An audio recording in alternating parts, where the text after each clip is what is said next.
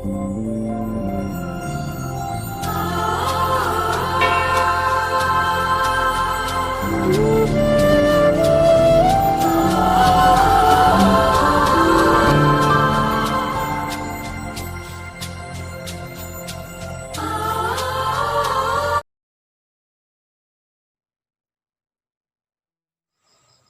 dear fathers, mothers, brothers, sisters, and friends in Jesus Christ, the theme of today's reflection is we need to be teachers and teachable to preserve the family as created by God.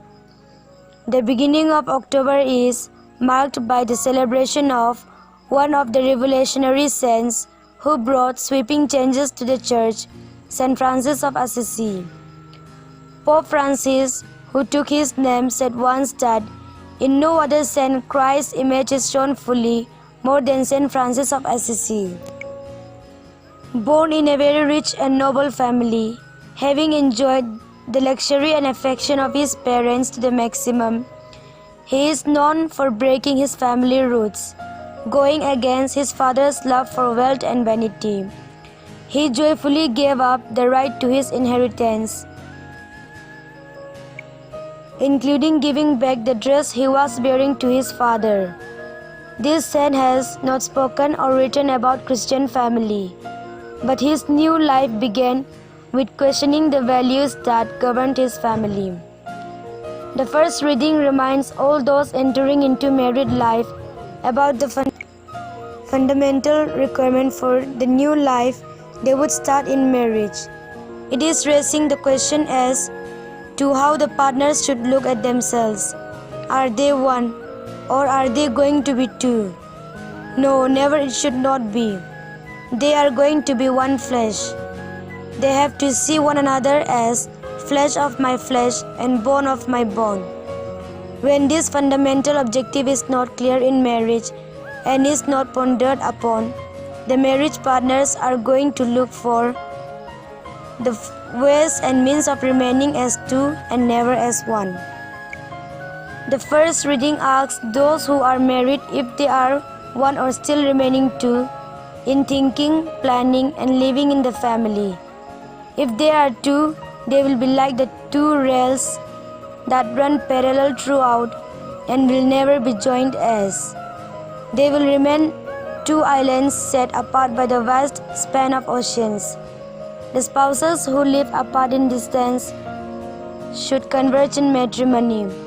The two angles, man and woman, should converge in the third angle and make the triangle in the family to become one flesh. When such convergence takes place, when such a promise is made before the Lord and His Church, marriage becomes a sacrament reflecting Christ's love for His Church, the bride. The Gospel is giving us today a new commandment in the words of Moses. It has a dawn just like the do's and don'ts containing the 10 Commandments. Jesus tells what God has united, man must not divide. Why has the Lord said that man must not divide?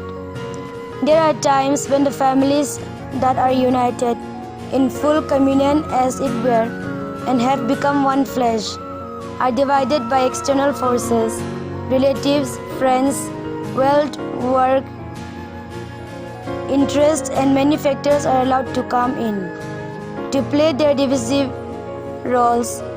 Spouses are called today to live as one. Spouses are called today to help other spouses to live as one and never to be responsible for their separation. Jesus gives us a way out for this danger of bringing in division. All of us need to be teachable and teachers. The married couples need to be teachable so that they listen to the teaching which the Word of God gives. Listen to the words of wisdom from others and accept them in life. As a result, we learn and become teachers who teach and guide others in the way of God has shown and work for keeping many families united. When people become unteachable, and they become masters for themselves.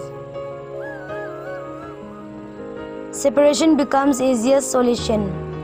When we do not take the trouble of teaching and guiding, separation becomes our easiest suggestion for a solution. The Gospel concludes with the passage where we find people taking children to Jesus, telling the apostles, "Let the children come to me." This passage is placed after the instruction on marriage. Yes, children, God's gifts are the fruits of marriage. They follow marriage and should not precede marriage. It is so beautiful to see so many families in our communities, fathers, mothers and children going together to the church to meet Jesus, as though taking the children to Him to get His touch. It is certainly a useful practice. Couples will learn and their children will learn, and in turn, they will all become teachers of great and fundamental value and virtue. We also find families not moving out of their homes to hide their differences and not taking the children to Jesus, who waits for them. Sadly, they have no way to listen to the voice of God uttered in the Eucharist. They will continue being unteachable and make their children too unteachable. Finally, value and virtue of Christian family can find no place in their homes. Let our family be one as the truant God. Let us pray that husbands and wives gathered here continue become one flesh as God wants them to be. May the Lord bless each one of us.